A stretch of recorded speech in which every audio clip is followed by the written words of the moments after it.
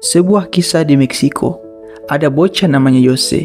Kerjaannya dia rebahan mulu di kebun jagung. Kayak gak ada kerjaan lain. Jose ini anak petani yang biasa-biasa aja. Nah, gara-gara ada gosip kalau jadi petani di Amerika lebih cuan, bapaknya langsung bikin keputusan berani. Pindah ke Amerika. Biar kita gak cuma makan jagung rebus tiap hari, katanya. Setelah dadah-dadahan sama opung, nenek, tante, om, sama tetangga yang suka ngutang, Jose sekeluarga cabut ke negeri Paman Sam.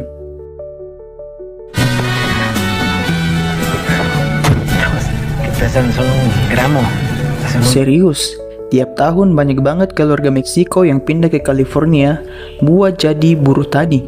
Mulai dari bocil yang masih ingusan sampai kakek nenek yang udah rematik. Semua turun ke ladang ngejar rezeki di tanah impian. Setelah pindah ke California, dari 4 bersaudara, Jose doang yang paling waras dan niat lanjutin sekolah dasar. Di sekolah, dia jago banget matematika, sampai bikin guru-guru mikir, ini bocah makan kalkulator kali ya? Tiap dikasih soal yang bikin kepala orang pecah, Jose santai aja ngejawab, kayak lagi main TTS. That's 7 times 63.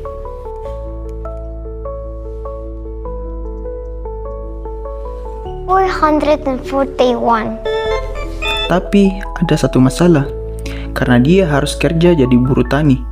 Jose sering bolos, akhirnya pelajaran pada kabur dari otaknya.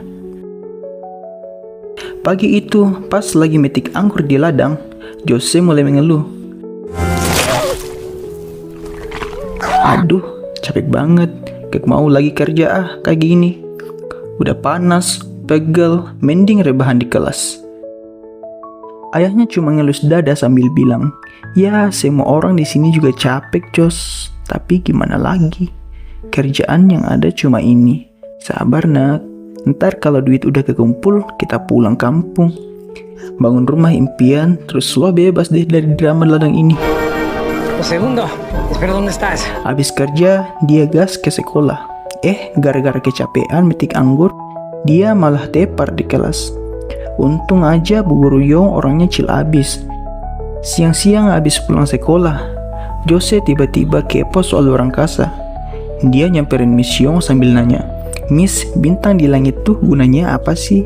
Bukannya dijawab, Miss Yong malah bilang santai, kenapa nggak lo cari tahu sendiri Jose? Malamnya pas lagi ngerjain PR tentang cita-cita, Jose stuck total. Dia nggak punya ide mau nulis apa. Lagi bengong, kakaknya datang sambil ngajak seisi rumah nonton peluncuran roket NASA di TV.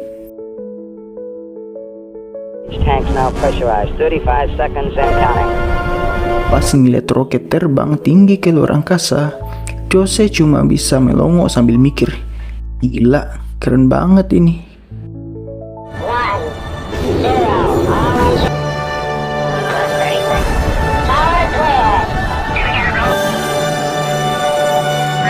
Besok paginya, pas semua lagi sibuk siap-siap mau ke ladang, tiba-tiba Miss Yong nongol di depan rumah. Orang tua Jose kaget. Tapi Miss Yong langsung nyamperin mereka buat ngobrol serius. Dia bilang, saya tuh khawatir banget sama pendidikan Jose. Sayang banget loh, anak semeter dia malah sering ketinggalan pelajaran gara-gara harus kerja di ladang. Gimana kalau Jose fokus sekolah dulu aja? Kerjakan bisa nanti-nanti. Tapi ayah Jose langsung geleng-geleng kepala. Nggak bisa Miss, Jose tetap harus kerja buat bantu keluarga. Lagian kita di sini cuma numpang nyari duit. Kalau tabungan udah cukup, kita bakal pulang kampung dan bangun rumah di Meksiko. Miss Yong cuma bisa tarik napas panjang sambil mikir, astaga, ini keluarga keras kepala banget. Pas di luar, sebelum Miss Yong cabut, Jose nyamperin dia sambil ngasih PR tentang cita-citanya. Pas baca kalau Jose pengen jadi astronot, Miss Yong senyum lebar terus bilang, kamu keren banget Jose, suatu hari nanti mimpi kamu pasti bakal jadi nyata. Jangan dengerin omongan orang lain, yang penting kamu yakin sama diri sendiri. Jose yang dengar itu cuma bisa bengong, gak tahu mau senang atau sedih. Siangnya di ladang, panen hari itu zonk. Hasilnya nggak nyampe target.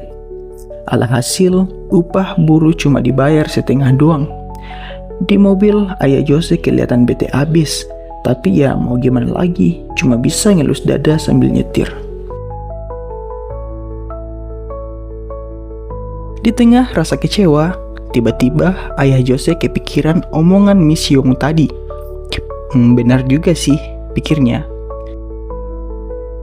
Kalau begini terus, masa depan anak-anak gue bakal kayak gue dong.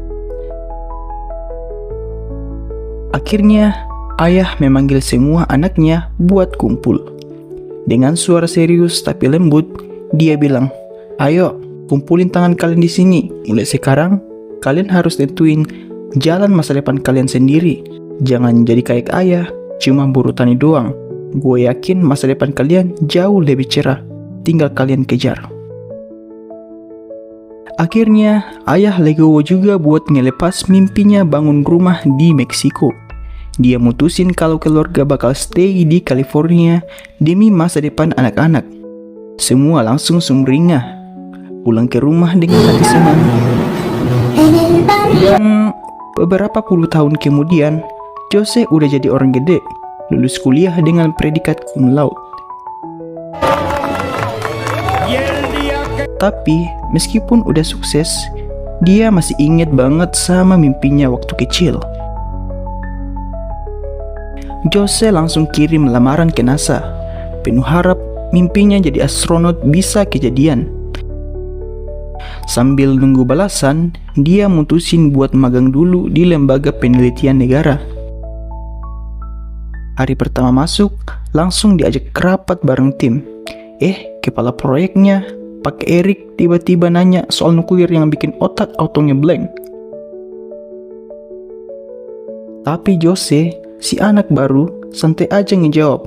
Dan ternyata benar dong, Pak Eric sampai takjub. Terus nyuruh staf lain nganterin Jose ke ruang kerjanya. Pas Jose baru aja nyampe dan duduk, tiba-tiba lampu kantor mati total. Dia pikir, ya udah mau minta ganti lampu ke resepsionis, malah disangka office boy. Here are all the keys. Resepsionisnya malah ngasih kunci gudang dan bilang, ambil sendiri aja lampunya. Sama tisu tele juga ya. Jose cuma bisa bengong. Sepulang kerja, dia langsung nyempatin diri ke ladang buat ngopi bareng sepupunya, yaitu Beto. Jose cerita panjang lebar tentang pekerjaannya yang baru. Meskipun Beto nggak ngerti banget sama istilah-istilah teknis yang Jose omongin, tapi Beto tetap bangga banget. Soalnya sekarang sepupunya udah jadi insinyur dan kerja di tempat kece. Keesokan harinya, di kantor, karena masih baru banget, Jose cuma disuruh fotokopi berkas doang. Sambil mikir, ini magang atau malah jadi pelayan ya? Jose juga akhirnya dapat surat balasan dari NASA. Dengan deg-degan, dia buka suratnya, tapi ternyata ditolak. Malam itu di teras rumah, dia curhat ke ayah tentang impiannya kerja di NASA. Tapi anehnya, ayah malah terus aja ngomongin mimpinya yang dulu pengen bangun rumah di kampung, yang terpaksa dia korbankan demi pendidikan Jose. Ayah cuma bisa berharap Jose cepat sukses biar bisa angkat derajat keluarga. Tapi Jose langsung gas. Kenapa sih tiap ngobrol pasti balik lagi ke situ terus? Dia ngomong sambil nahan emosi. Aku tahu kok ayah, udah banyak berkorban. Tapi please, jangan diungkit-ungkit terus kayak kaset rusak. Setiap kali dengar cerita ayah, Jose jadi ngerasa bersalah mulu. Kayak bawa beban satu kampung. Ngelihat anaknya bawa vibes lemah, ayah langsung ngomong, kenapa sih Jose takut sama tekanan keluarga? Di luar sana tuh hidup lebih ganas bro, penuh tekanan. Ayah nggak pernah ngajarin anak jadi cupu. Laki-laki tuh kudu kuat nanggung beban, paham? Besoknya bareng Beto, dia cus ke dealer mobil. Mobil lama udah kayak dinosaurus, borosnya bikin nangis. Jadi rencana tukar tambah nih. Pas masuk dealer, ketemu sales cakep banget, namanya Adela. Jose langsung oleng, jantung skip beat. Abis beres pilih mobil, waktu serah terima kunci, dia ngumpulin nyali sambil senyum ganteng. Terus bilang, boleh dong kenalan. Ternyata Adela juga besar di keluarga petani, persis kayak Jose. Karena vibes-nya nyambung banget, Jose yang biasanya grogi langsung ngumpulin keberanian buat ngajak Adela ngedate weekend.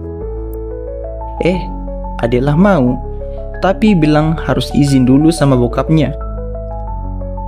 Malam minggu, sesuai janji, Jose datang ke rumah Adela. Awalnya sih dia pede banget. Jose awalnya yakin banget bakal diizinin.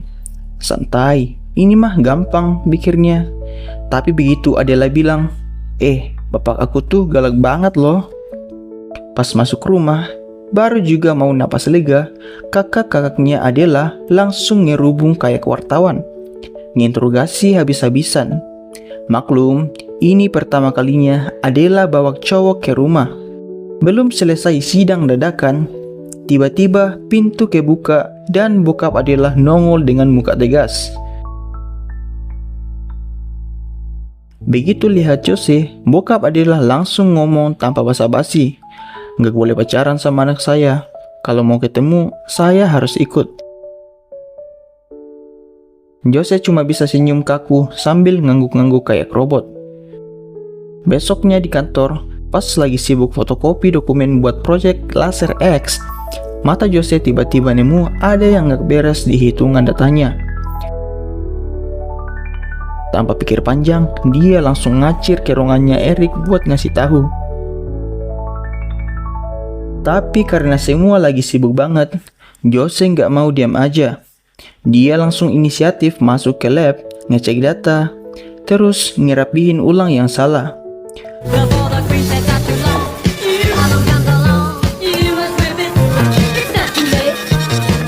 Pas Eric datang dan negur, Jose buru-buru ngejelasin analisisnya dengan detail.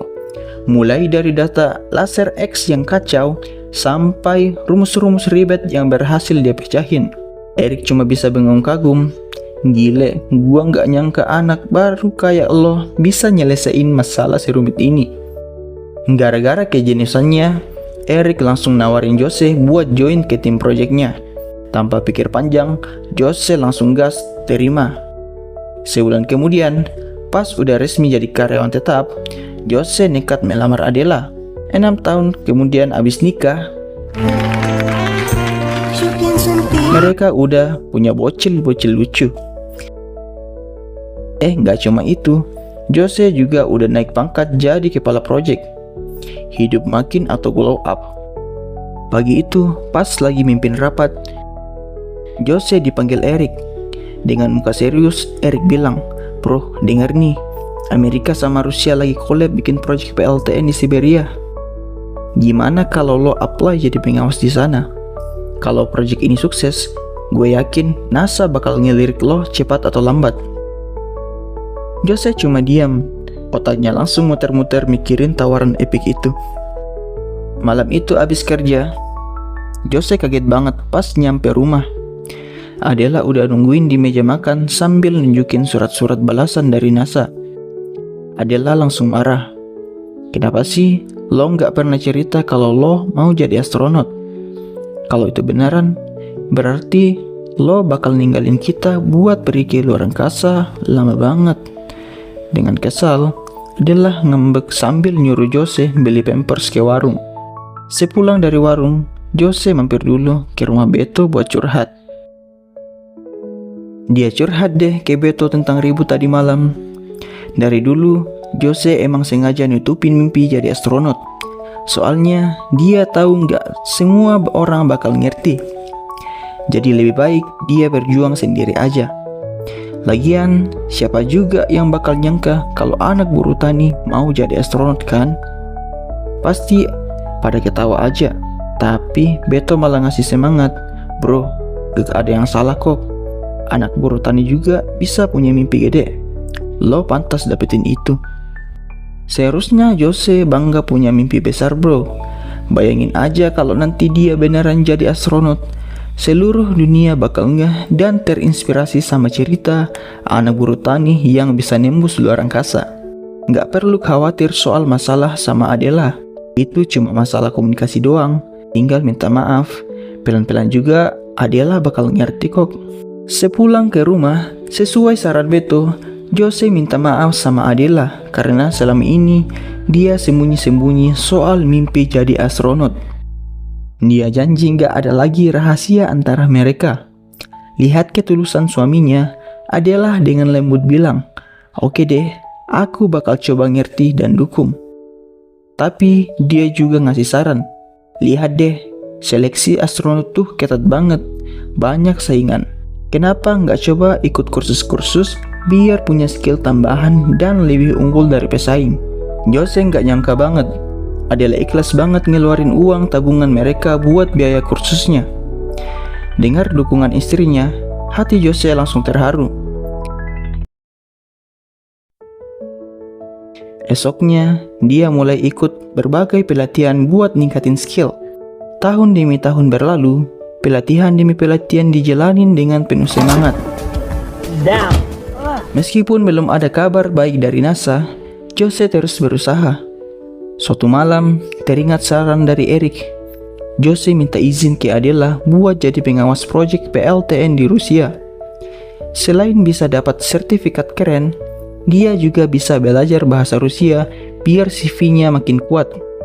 Tanpa pikir panjang, Adela langsung ngasih izin. Esoknya, Jose siap terbang ke Rusia.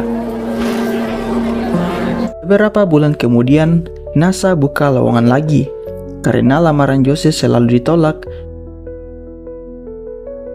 dia nekat ke Washington DC buat langsung datengin kantor NASA. Begitu ketemu kapten pilot, Jose langsung serahin lamaran sambil ngenalin diri dan bilang kalau dia benar-benar serius mau buktiin kalau dia pantas diterima. Hernandez. Yes, sir. Oh. 10 tahun terakhir, dia udah belajar banyak skill yang gak semua orang punya. Jose gak mau nyerah. Kapten boleh nolak lamaran Jose beberapa kali pun, tapi setiap tahun dia pasti bakal balik lagi. Ngeliat kesungguhan itu, kapten sampai kagum.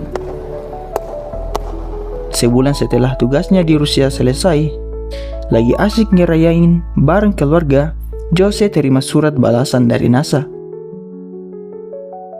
Pas dia baca suratnya, dia langsung diam, gak bisa move on. Dengan tangan gemetar, Jose kasih tahu Adela kalau akhirnya dia diterima di NASA.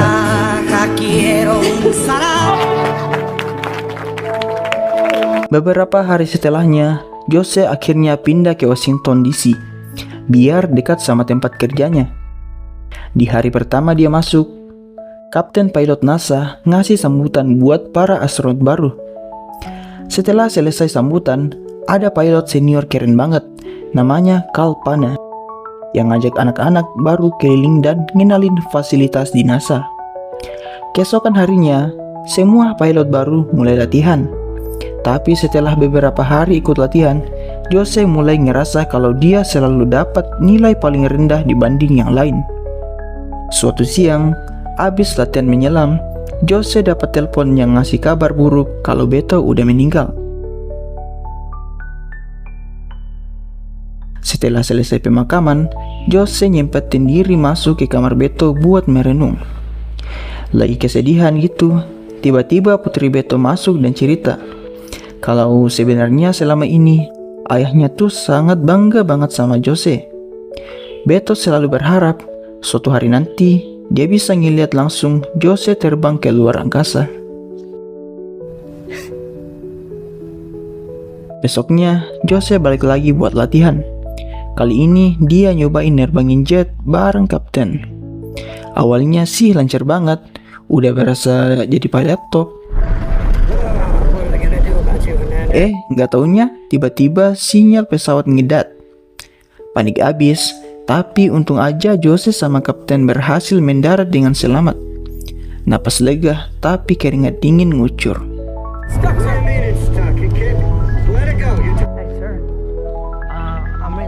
Gara-gara insiden itu, kapten murka abis. Dia langsung ngegas. Kalau nilai lo terceblok, siap-siap aja dipecat dari NASA. Malamnya sebelum balik ke rumah, Jose yang udah mumet mampir ke kantor Kalpana, pilot senior yang selalu chill. Dia curhat habis-habisan. Gue benar-benar nggak tahu lagi harus gimana kak. Latihan mati-matian, tapi hasilnya nihil. Kalpana ngeliat Jose udah kayak tali sepatu kendor. Terus dia mulai menghibur. Dia cerita seru banget soal gimana rasanya terbang ke luar angkasa pertama kali. Gak ada yang gampang bro, tapi semua layak dicoba, katanya sambil senyum. Sebelum Jose pergi, Kalpana bilang, oh iya, minggu depan gue bakalan berangkat lagi ke luar angkasa. Lo doain aja ya. Thanks. Congratulations. Besoknya, di kolam renang, para pilot pemula lagi latihan simulasi penyelamatan diri.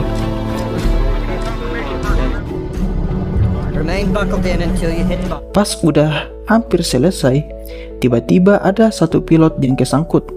Semua orang udah pada berhasil, tapi dia masih terjebak. Tanpa mikir panjang, Jose langsung gerak cepat buat nolong temannya itu. Alhamdulillah mereka selamat. Kapten yang lihat aksi Jose barusan langsung terkesan.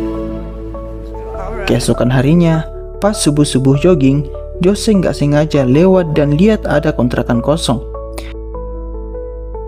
Tiba-tiba ingat kalau Adela pernah cerita pengen banget buka restoran sendiri. Nah, demi bikin istrinya senang, Jose langsung nekat sewa tempat itu. Suatu siang pas lagi bantuin ngelayani pelanggan, Jose tiba-tiba ingat kalau hari itu adalah hari kepulangan Kalpana. Dia langsung buru-buru nyalain TV. Tapi yang ada malah berita soal roket yang dinaikin Kalpana meledak karena kerusakan mesin pas lewat atmosfer bumi. Jose langsung panik dan buru-buru ke lokasi pendaratan. Sampai di sana, lihat tim SAR lagi ngumpul buat evakuasi korban. Jose langsung shock berat. Besoknya, meskipun masih diliputi luka, Jose nggak bisa lengah. Hari itu adalah ujian terakhir, ujian buat ngeoperasiin satelit luar angkasa. Ternyata, dia berhasil lulus dengan nilai tertinggi. Karena itu, dia dipanggil ke kantor direksi NASA buat dipromosiin. Pas menghadap, Direktur NASA ngomong kalau mereka lagi nyiapin peluncuran roket kedua buat ngecek kondisi satelit. Dan dari semua kandidat, Jose yang dipilih buat dampingin kapten pilot dalam misi ini. Kalau Jose siap, peluncuran bakal dilaksanakan bulan depan. Dengar itu, Jose langsung senyum lebar. Setelah bertahun-tahun nunggu dan berjuang keras, akhirnya mimpinya buat terbang ke luar angkasa beneran terwujud. Setelah selesai ngobrol sama direksi, dia langsung ke restoran buat kasih kejutan ke Adela, pakai seragam astronot. Kamu kira gue bakal ngomong apa? Tanya Jose sambil senyum lebar. Gue cuma pengen bilang, akhirnya mimpiku jadi nyata. The Space Shuttle Mission Discovery's crew. 1 bulan kemudian, akhirnya hari yang dinanti-nanti datang juga. Pagi itu sebelum berangkat, Jose pamitan sama keluarga besar. Dia ucapin terima kasih atas semua pengorbanan dan dukungan yang bikin dia bisa sampai sejauh ini. Setelah pelukan hangat, Jose pun berangkat. Keesokan harinya, sebelum roketnya diluncurkan, Adela datang bawa kejutan buat Jose. Thank you.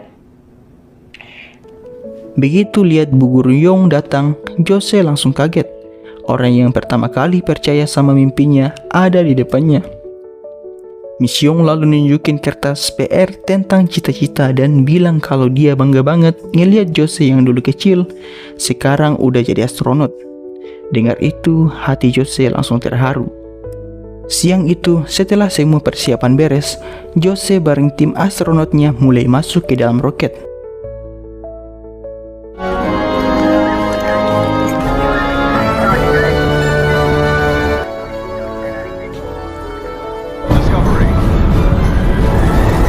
Peluncuran berjalan mulus banget. Pas ngeliat pemandangan dari atas, Jose benar-benar kagum. Ternyata Sebagaimana yang Kalpana ceritain, bumi itu indah banget, nggak ada duanya. Jose cuma bisa senyum sambil bersyukur. Meskipun dulu lahir dari keluarga buruh tani yang serba kekurangan, ternyata takdir bisa diubah. Anak buruh tani itu sekarang udah jadi astronot, terbang ke angkasa.